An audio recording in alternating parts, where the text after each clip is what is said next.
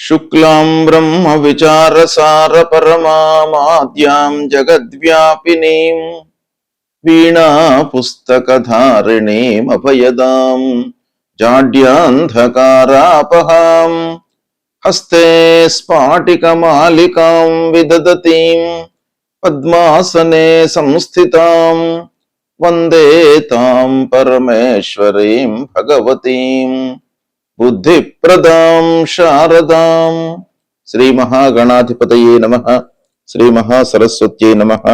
శ్రీ గురుభ్యో నమః. ప్రేక్షకులకందరికీ నూతన సంవత్సరము శ్రీ పరాభవనామ సంవత్సర ఉగాది శుభాకాంక్షలు తెలియజేస్తూ, ఈ సంవత్సరము మీ రాసులలో జన్మించినటువంటి వారికి, అంటే 12 రాసులలో జన్మించినటువంటి వారికి ఎలాంటి ఫలితాలు ఉండబోతున్నాయి అనేటువంటి విషయాన్ని మనం తెలుసుకుందాం. ఈ సంవత్సరము అంటే ఈ పరాభవనామ సంవత్సరంలో ముఖ్యమైనటువంటి గ్రహాల యొక్క స్థితి ఎలా ఉంది? ముఖ్యమైనటువంటి గ్రహాలు అనంటే మనం ప్రధానంగా గురు, శని, రాహువు, కేతువు, ఈ 4 గ్రహాలు సంవత్సర ఫలితం పైన ప్రభావాన్ని చూపించేటువంటి గ్రహాలు. అంటే ఈ 4 గ్రహాలు కూడాను ఒక్కొక్క రాశిలో ఎక్కువ రోజులు సంచరిస్తూ ఉంటారు కాబట్టి ఈ గ్రహముల యొక్క ప్రభావము రాశి పైన, ఆ రాశిలో జన్మించినటువంటి వారిపైన చాలా ఎక్కువగా ఉంటుంది. కాబట్టి సంవత్సర గోచార ఫలితాలు తెలియజేస్తూ ఉన్నప్పుడు ఈ 4 గ్రహాల యొక్క సంచారాన్ని మనము ప్రధానంగా తీసుకుంటాం. అయితే ఈ సంవత్సరము గురువు 5 డిసెంబర్ 2025 నుండి 1 జూన్ 2026 వరకు మిథున రాశిలో సంచరిస్తున్నాడు. తదనంతరం అంటే 2 జూన్ 2026 నుండి 31/10/2026 వరకు కర్కాటక రాశిలో సంచరిస్తున్నాడు. తదనంతరం అంటే 31/10/2026 నుండి 24/1/2027 వరకు సింహరాశిలో సంచరిస్తున్నాడు. అతిచార వశాత్తు సింహరాశిలోకి వచ్చి ఈ సమయంలో సింహరాశిలో సంచారం జరుగుతుంది. తదనంతరం అంటే 24 జనవరి 2027 నుండి 26/6/2027 వరకు మళ్ళీ కర్కాటక రాశిలోకి వక్రరీత్యా వస్తున్నాడు. ఈ విధంగా గురువు యొక్క సంచారము ఈ సంవత్సరము ఉంది. అంటే 3 రాశులలో గురువు సంచరిస్తున్నాడు. మిథునం, కర్కాటకము, సింహము రాశిత్రయ సంచారం చేస్తున్నాడు. రాశిత్రయ సంచారం మూలకంగా కొన్ని ఇబ్బందులు ఉంటాయి. దేశవ్యాప్తంగా, ప్రపంచవ్యాప్తంగా, రాష్ట్ర వ్యాప్తంగా ఇబ్బందులు, యుద్ధాలు, వాతావరణ సమస్యలు ఇలాంటివి ఏర్పడేటువంటి అవకాశాలు ఉంటాయి. ఇక శని యొక్క సంచారాన్ని చూసినట్టయితే 29 మార్చి 2025 నుండి 3/6/2027 వరకు మీనరాశిలో సంచరిస్తున్నాడు. ఈ మొత్తం కాలం కూడాను మీనరాశిలో సంచరిస్తున్నాడు. ఇక రాహువు 18 మే 2025 నుండి 5 డిసెంబర్ 2026 వరకు కుంభరాశిలో సంచరిస్తున్నాడు. కేతువు 18/5/2025 నుండి 5 డిసెంబర్ 2026 వరకు సింహరాశిలో సంచరిస్తున్నాడు. తదనంతరం రాహువు అంటే మళ్ళీ 5 డిసెంబర్ 2026 నుండి 23 జూన్ 2028 వరకు మకర రాశిలో సంచరిస్తున్నాడు. ఇదే సమయంలో కేతువు అంటే 5 డిసెంబర్ 2026 నుండి 23 జూన్ 2028 వరకు కర్కాటక రాశిలో సంచరిస్తున్నాడు. ఈ విధంగా ఈ ప్రధానమైనటువంటి గ్రహాల యొక్క సంచారము ఈ పరాభవ నామ సంవత్సరంలో ఉంది. ఈ సంచారాన్ని దృష్టిలో పెట్టుకొని ఏ స్థానాలలో సంచరిస్తున్నారు, ఆ గ్రహాల యొక్క కారకత్వాలు, వాళ్ళు సంచరిస్తున్నటువంటి స్థానము యొక్క ప్రభావము ఆ జాతకుని పైన ఎలా ఉంటుంది అనేటువంటి విషయాన్ని మనం తెలుసుకుందాం. శ్రీ పరాభవ నామ సంవత్సరంలో మేషరాశిలో జన్మించినటువంటి వారికి గోచార ఫలితాలు ఎలా ఉన్నాయో తెలుసుకుందాం. అంటే ఈ మేషరాశి జాతకులు అనంటే అశ్వని నక్షత్రం 1, 2, 3, 4 పాదాలలో జన్మించినటువంటి వాళ్ళు, భరణి నక్షత్రం 1, 2, 3, 4 పాదాలలో జన్మించినటువంటి వాళ్ళు, కృత్తికా నక్షత్రం 1వ పాదంలో జన్మించినటువంటి వాళ్ళందరూ కూడాను మేషరాశి జాతకులు అన్నమాట. అంతేకాకుండా జన్మ సమయము, జన్మ తేదీ ఇవి సరిగ్గా తెలియనటువంటి వాళ్ళు, వాళ్ళ యొక్క వ్యవహార నామంలో ఉన్నటువంటి ప్రథమాక్షరాన్ని దృష్టిలో పెట్టుకొని రాశి నిర్ధారణ చేసుకొని తద్వారా రాశి ఫలితాలను తెలుసుకోవడము మనకు ఆచారంగా వస్తున్నటువంటి విషయం గనుక ఏ అక్షరాలతో ప్రారంభమైనటువంటి వాళ్ళు మేషరాశి కిందికి వస్తారు అనే విషయాన్ని మనం చూసినట్టయితే చూ, చే, చో, లా, లీ, లు, లే, లో, ఆ అనే అక్షరాలతో ప్రారంభమయ్యేటువంటి వ్యవహార నామం కలిగినటువంటి వాళ్ళందరూ కూడాను మేషరాశి కిందికి వస్తారు. అంటే జన్మ నక్షత్రం ప్రకారంగా రాశి నిర్ధారణ చేసుకోవడము, వ్యవహార నామం ప్రకారంగా రాశి నిర్ధారణ చేసుకోవడము, తదనంతరము ఆ రాశి ప్రకారంగా గోచార ఫలితాలను తెలుసుకోవడము ముఖ్యమైనటువంటి విషయం. ఇక ఈ పరాభవ నామ సంవత్సరంలో మేషరాశి జాతకులకు ఆదాయం 11, వ్యయం 5. ఆదాయము ఎక్కువ పాళ్లల్లో ఉంది, వ్యయం తక్కువగా ఉంది. ఈ సందర్భంలో కూడాను మీరు కొంత జాగ్రత్త వహించాలి. ఆదాయానికి వ్యయానికి వ్యత్యాసం బాగా కనబడుతుంది కనుక ఆదాయము మీకు అనుకున్న మాదిరిగా చేతిలోకి రావాల్సినటువంటి డబ్బు వస్తుంది. ఉద్యోగరీత్యా మీరు అన్ని రకాలుగా డబ్బు సమయానికి చేతికి అందుకునేటువంటి అవకాశాలు బాగా కనబడుతున్నాయి. అయితే ఖర్చు తక్కువగా ఉంది కాబట్టి పొదుపు పైన, ఇన్వెస్ట్మెంట్ పైన మీరు మనసు నిలపాలి అనేటువంటి విషయం మనకి ఇక్కడ తెలియజేస్తుంది. ఇక రాజపూజ్యం 2, రాజావమానం 4గా ఉంది ఈ సంవత్సరము.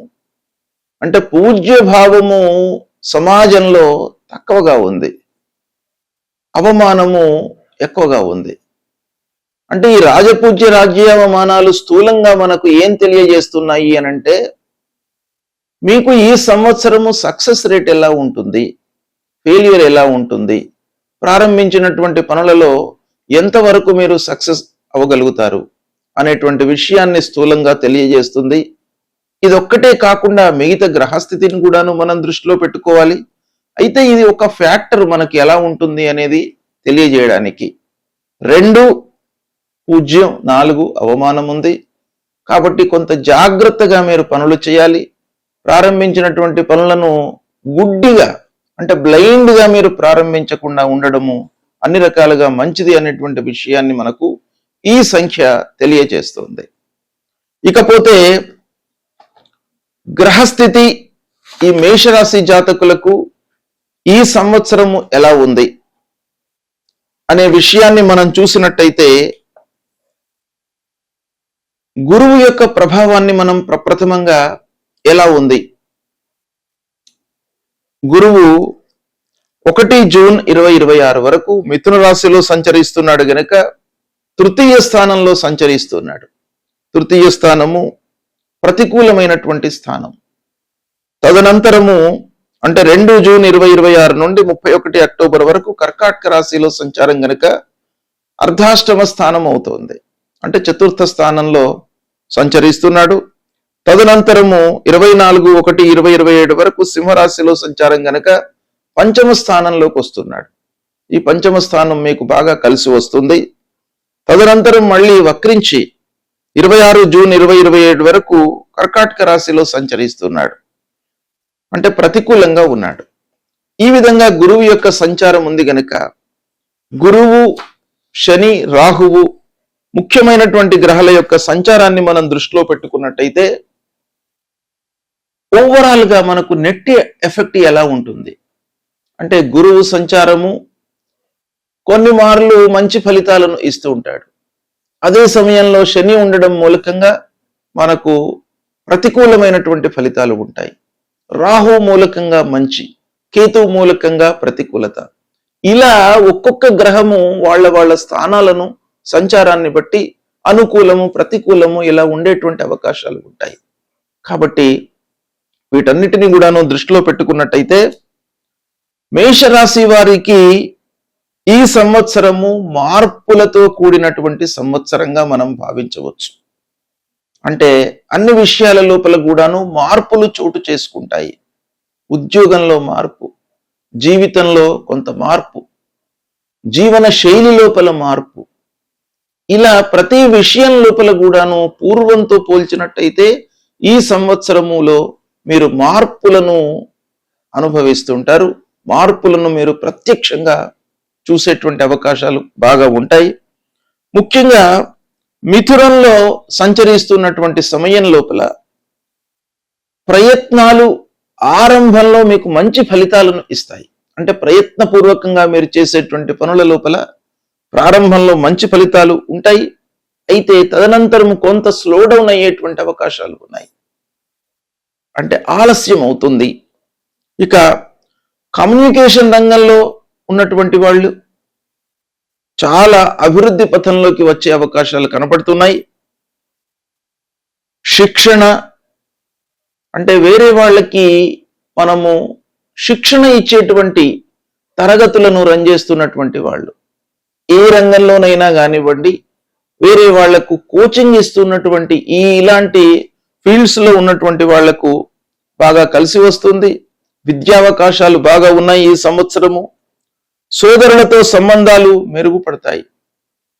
ముఖ్యంగా పూర్వం ఉన్నటువంటి ఆ డిఫరెన్సెస్, డిస్ప్యూట్స్ ఏవైతే ఉన్నాయో అన్నదమ్ముల మధ్యన ఈ సంవత్సరము తొలగిపోయేటువంటి అవకాశాలు కనబడుతున్నాయి. చిన్న ప్రయాణాలు లాభదాయకంగా ఉంటాయి.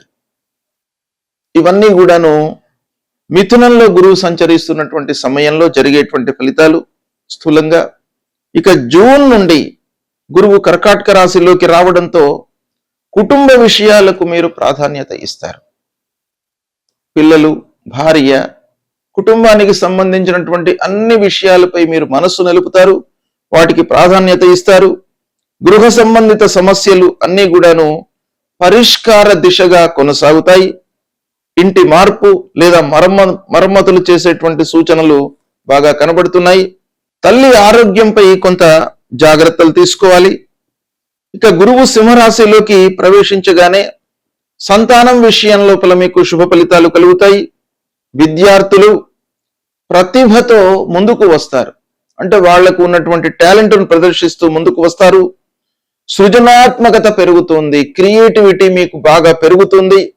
ఇక శని మీనంలో సంచరించడం మూలకంగా అన్ని విషయాలను కూడాను మీరు లోతైనటువంటి దృక్పథంతో ఆలోచించి ముందుకు వెళ్తూ ఉంటారు. ఒంటరితనము అనిపించవచ్చు.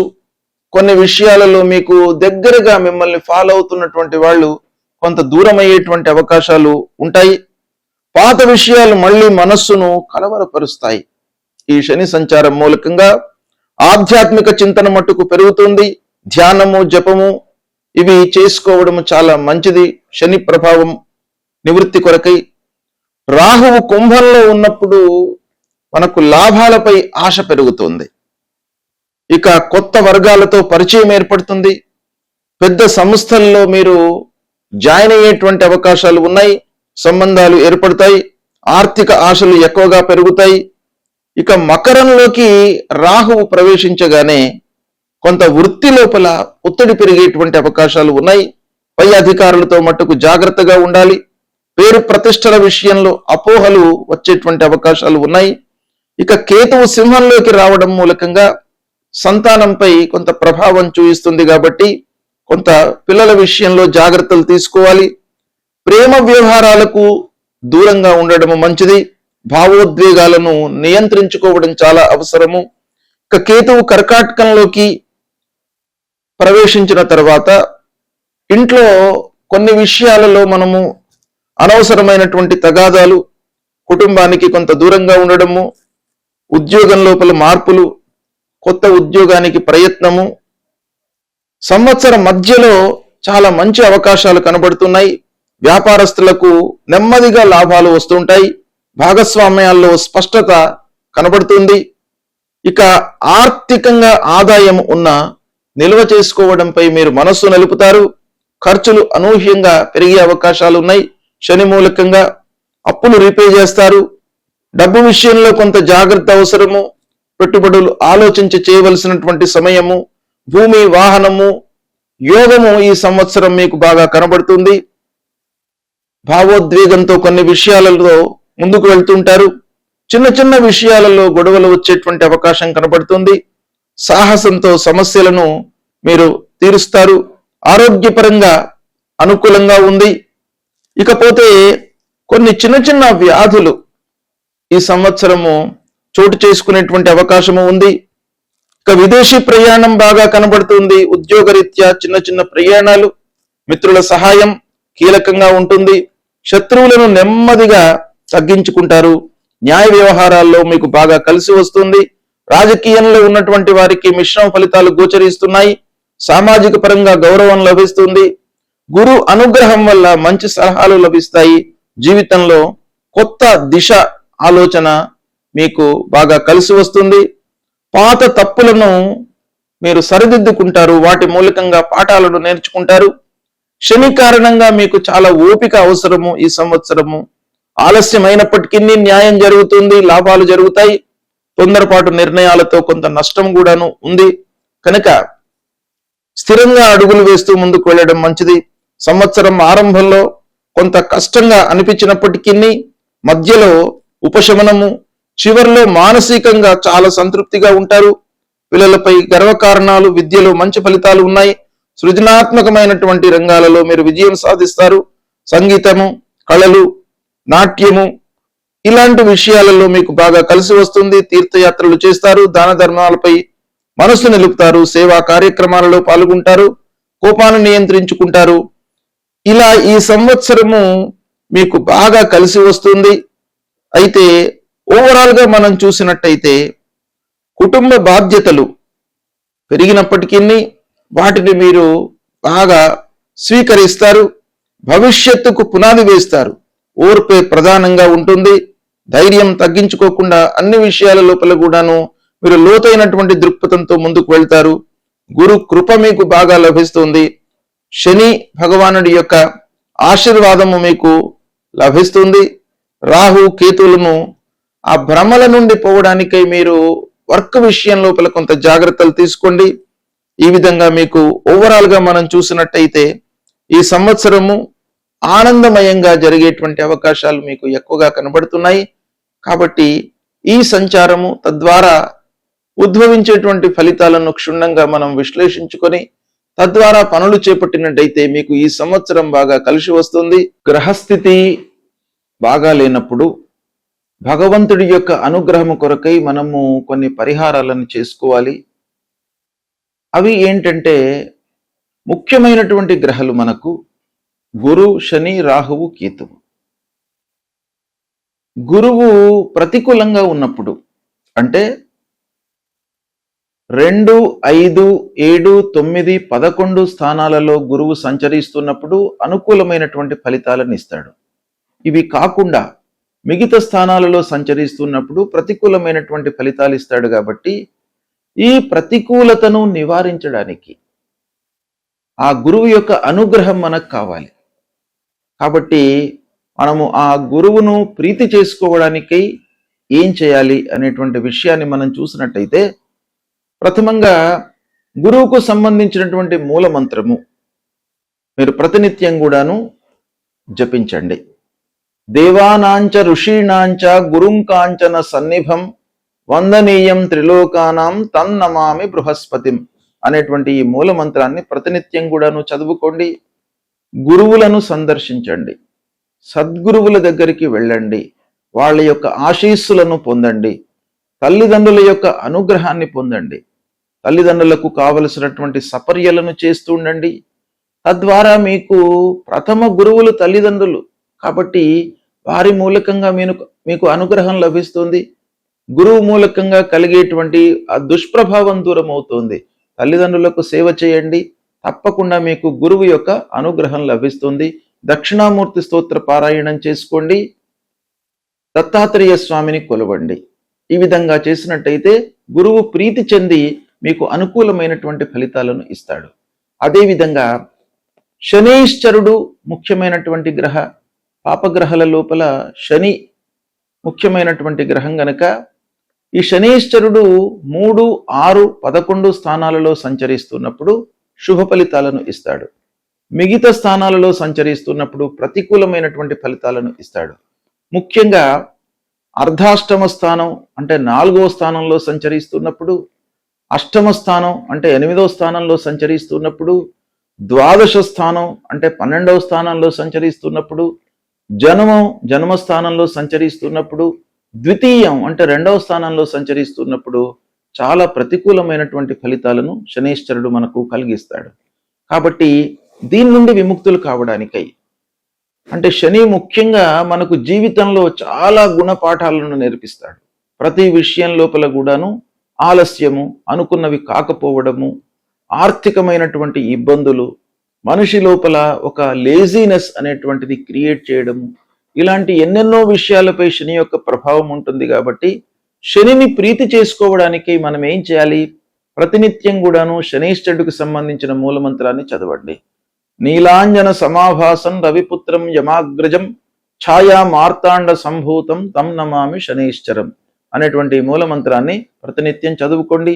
ఆంజనేయ స్వామిని కొలవండి, ఆంజనేయ స్వామి దేవాలయానికి వెళ్ళండి, హనుమాన్ చాలీసా ప్రతినిత్యం కూడాను చదువుకోండి. ఈ స్తోత్ర పారాయణం మూలకంగా శనైశ్చరుడికి సంబంధించినటువంటి దుష్ప్రభావం దూరమవుతోంది. అదేవిధంగా రాహువు ముఖ్యమైనటువంటి గ్రహము. మన లోపల భ్రాంతి, భయము, ఆందోళన ఇలాంటివన్నీ కూడాను క్రియేట్ చేసేటువంటి ఒక తత్వం కలిగినటువంటి గ్రహము రాహుగ్రహం. ఈ రాహుగ్రహం మూలకంగా మనకు ఇబ్బందులు చాలా కలుగుతాయి. అంటే గోచార రీత్యా 3, 6, 11 స్థానాల్లో సంచరిస్తున్నప్పుడు రాహు మంచి ఫలితాలను ఇస్తాడు. కనుక ఈ స్థానాలు కాకుండా మిగతా స్థానాలలో ఉన్నప్పుడు మనము రాహు కొరకై పరిహారం చేసుకోవాలి. మూలమంత్రాన్ని జపించడం. అర్ధకాయం మహావీర్యం చంద్రాదిత్య విమర్దనం సింహికా గర్భ సంభూతం తం రాహుం ప్రణమామ్యహం అనేటువంటి మూలమంత్రాన్ని చదువుకోండి. ప్రతినిత్యం కూడాను అమ్మవారిని సేవించండి, దుర్గామాతను సేవించండి. దుర్గామాత గుడికి వెళ్ళండి. అమ్మవారికి ప్రదక్షిణాలు చేసినట్టయితే తప్పకుండా మీకు అమ్మవారి యొక్క అనుగ్రహము, రాహువు యొక్క అనుగ్రహము లభిస్తుంది. తల్లిని సేవించండి. మాతృమూర్తిని సేవించినట్టయితే రాహు మూలకంగా కలిగేటువంటి దుష్ప్రభావము మీకు 200% దూరం అవుతుంది. అదేవిధంగా కేతువు 3, 6, 11 స్థానాలలో శుభ ఫలితాలను ఇస్తాడు. అవి కాకుండా మిగతా స్థానాల్లో సంచరిస్తున్నప్పుడు పరిహారం చేసుకోవడము మంచిది. మరి కేతువుకి ఏం చేయాలి ఈ మూలమంత్రము అనంటే, ఫలాశ పుష్ప సంకాశం తారకా గ్రహమస్తకం రౌద్రం రుద్రాత్మకం ఘోరం తం కేతుం ప్రణమామ్యహం అనేటువంటి ఈ మూలమంత్రాన్ని ప్రతినిత్యం కూడాను చదువుకోండి. గణపతిని సేవించండి, ఆటంకాలు లేకుండా ఉంటాయి. మీకు విరక్తి భావన కలగకుండా ఆ కేతువు మిమ్మల్ని కాపాడుతాడు. అంటే విరక్తి అనేటువంటిది మనిషి లోపల డెవలప్ అయితే, అశ్రద్ధ అనేటువంటిది డెవలప్ అయితే పని ముందుకు జరగదు. దానిపైన మనకు శ్రద్ధ లేనట్టయితే మనం పని చేయలేము. కనుక అలాంటి భావన రాకుండా ఉండడానికి మీరు విఘ్నేశ్వరుణ్ణి పూజించండి. ఈ మూల మంత్రాన్ని ప్రతినిత్యం కూడాను చదువుకోండి. ఈ 4 గ్రహాలు చాలా ముఖ్యమైనటువంటి కనుక ఈ 4 గ్రహాలు అనానుకూలంగా ఉన్నప్పుడు నేను చెప్పినటువంటి పరిహారాలను చేయండి. సంతృప్తిగా మీరు మంచి ఫలితాలను పొందుతారు. శుభం.